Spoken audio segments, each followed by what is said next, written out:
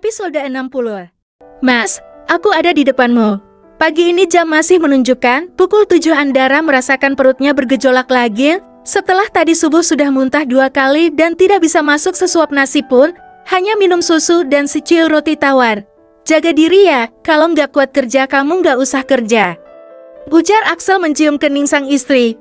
Iya, kamu tenang aja mas, aku pasti kuat kok, jawab Andara.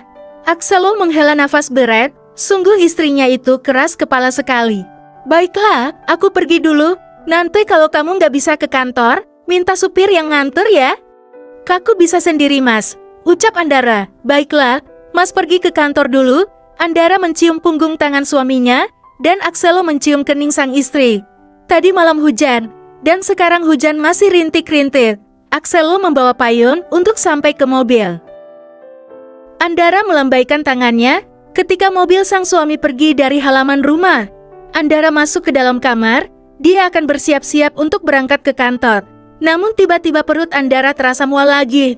Padahal biasanya si Dedeng, kalau ada ayahnya pasti anteng-anteng saja dan tidak rewang. Entah kenapa, mungkin saja anaknya itu memiliki telepati yang kuat dengan sang ayah. Dun, ternyata benar yang dikatakan para ibu-ibu yang lagi hamil muda. Kalau morning sickness itu benar-benar menyiksa, gumam Andara membasuh wajahnya di wastafel. Menatap dirinya di cermin, terlihat pucat sekali. Andara memang tidak sakit. Tetapi saat perutnya mual seperti ini, tiba-tiba kepalanya menjadi pusing, dan badannya langsung lemas. Perutnya masih terasa diaduk-aduk, mual itu datang lagi, dan kali ini Andara sudah tidak bisa memuntahkan isi perutnya, karena sudah habis tidak tersisa. Hanya cairan bening yang keluar dari mulutnya. Rasanya benar-benar pahit. Biasanya dia hanya akan mual saat pagi hari dan kalau waktu sudah menunjukkan, siang mualnya sudah tidak terlalu terasa. Padahal hari ini dia harus ke kantor karena akan ikut Arsya rapat. Axel tidak bisa mengantar karena sedang terburu-buru juga. Apa aku ambil cuti dulu ya? Gagak, mentang-mentang sekarang jabatannya naik jadi sekretaris presidir terus bisa cuti senaknya. Meskipun gitu tanggung jawabku tinggi, Andara bermonolog sendiri.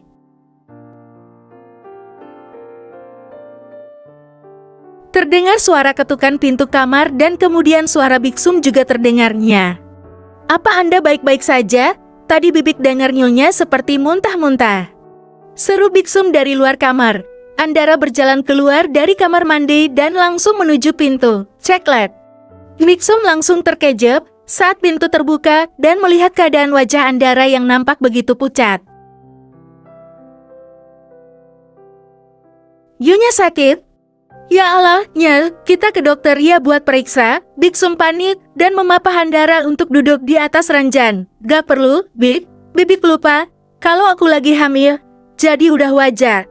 Kalau mengalami morning sickness, jawab Andara lemah. Oh iya, Nya. Bibik lupa, terus Bibik harus gimana ya?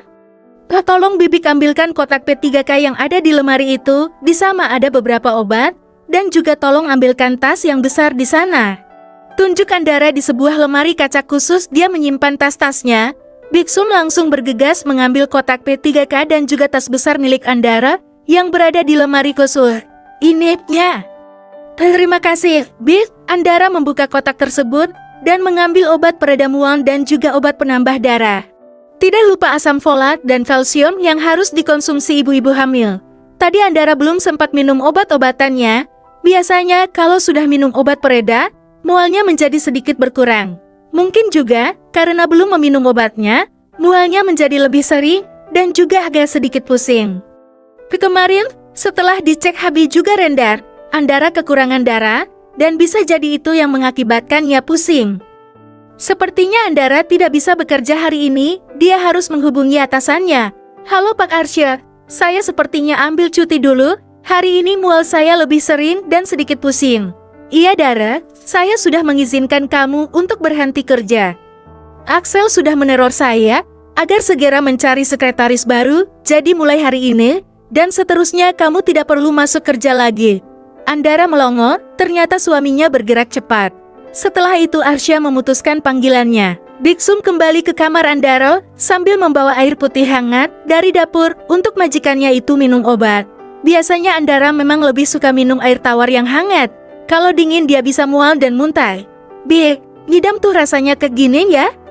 Aku sering dikasih tahu sama teman-temanku dulu tentang apa saja yang dialami seorang ibu pada masa-masa kehamilan. Yang paling susah, saat trimester pertama, Bibik dulu juga seperti itu? Tanya Andara pada Biksum. Iya, ya, saya malah tepar sampai 5 bulan gak bisa ngapa-ngapainnya. Teler Bibik, untung suami Bibik siaga, dia yang urus semuanya saat Bibik gak bisa ngapa-ngapain. Tapi alhamdulillah sekarang anak Bibik udah jadi orang yang berguna, sudah punya anak 1, cerita Biksum. Biksum aslinya orang Jawa Timur, tapi dia mendapat suami orang Bandung dan suaminya sekarang sudah meninggal. Dulu suami Biksum juga bekerja di keluarga Airlangga sebagai tukang kebun. Katanya Sil, kita harus menikmati masa-masa seperti ini. Karena masa-masa ini gak akan terulang lagi, kalau kita gak hamil, jadi dinikmati aja, ya Bik? Biksum mengangguk. Tapi nyonya tidak boleh telat makan. Nanti mau makan apanya? Hujan-hujan gini biasanya segar yang kuah-kuah. Ucap Biksu menawarkan menu makan siang. Untuk Nite, Andara terlihat berpikir, mungkin sop ayam kampung sedikit lezat. Kalau dimakan pas hujan-hujan seperti ini. Kalau sop ayam kampung gimana, Bi? Tanya Andara. Wah, kebetulan ya, kemarin Bibik baru belanja daging ayam. Baiklah, Bibik tak masak dulu, nyonya istirahat saja. Biksum kemudian keluar dari kamar Andara setelah membereskan barang-barang yang tadi ada di atas nakas. Andara sudah ngiler membayangkan kelezatan kuat sop ayam buatan asisten rumah tangganya itu. Sedangkan di sisi lain, Axelo baru saja mendapatkan pesan dari Biksum yang mengatakan bahwa istrinya baru saja muntah-muntah setelah kepergiannya ke kantor. Sebenarnya dia ingin sekali menghubungi sang istri dan menanyakan bagaimana keadaannya. Tapi urung, karena Axelo akan ada rapat sebentar lagi, Axelo hanya memberi pesan pada Biksum agar menjaga Andara dan tidak boleh sampai telat makan. Sebenarnya tanpa diketahui oleh Andara. Axelo selalu memantaunya lewat Biksum karena istrinya sedang hamil muda dan juga masih sering mengalami morning sickness. Sebenarnya Axelo sudah meminta Andara untuk berhenti bekerja. Dia itu istri CE, tapi mau bagaimana lagi? Axelo pasti kalah dengan argumentasi sang istri. Permisi, Pak, Anda sudah ditunggu di ruang rapat. Hari ini Pak Jeffrey datang menghadiri rapat. Tante, kenapa tiba-tiba orang itu hadir di perusahaan? Ucap Farah. Jeffrey, mau buat ulah apa lagi dia? Axel segera berdiri dan berjalan keluar ruangan bergegas menuju ruang rapat, karena ingin melihat ulah apa lagi yang akan dilakukan oleh sepupu jauhnya itu. Sebenarnya Jeffrey dan Axel memang tidak memiliki masalah serius, apalagi yang pribadi, dia memiliki 5% saham di perusahaannya. Sepertinya mungkin pria yang lebih tua darinya setahun itu ingin mengembangkan saham, atau mau menambahkan lagi. Axelo tidak tahu apa yang dipikirkan pria itu. Pada saat berjalan menuju ruang meeting, tiba-tiba ponselnya yang ada di dalam saku bergetar. Axelo memang mengode selen saat akan rapat seperti ini. Melihat istrinya yang menelepon, Axelo langsung mengangkatnya. Halo, iya sayang. Mas, aku pengen dipeluk kamu. Axelo melongo mendengar permintaan sang istri. Tapi aku sedang ada rapat penting, nanti ya setelah rapat. Gak maunya sekarang dipeluk sama kamu, Tetapi... Ya udah deh, Mas rapat aja. Aku mau dipeluk sama orang lain, aja. Jangan. Axelo segera menutup panggilannya, dan langsung berjalan dengan sedikit tergesa. Farel, kamu handle dulu rapatnya, aku pasti kembali setelah selesai urusan. Ujar Axelo pada asisten pribadinya itu. Tapi Pak, ini darurat, nanti saya janji nggak akan lama. Pada saat Axelo akan masuk ke dalam mobil, tiba-tiba dia mendapatkan telepon dari Andara. Halo sayang, ini Mas akan pulang, kamu jangan cari pria. Mas, aku di depanmu. Bersambung.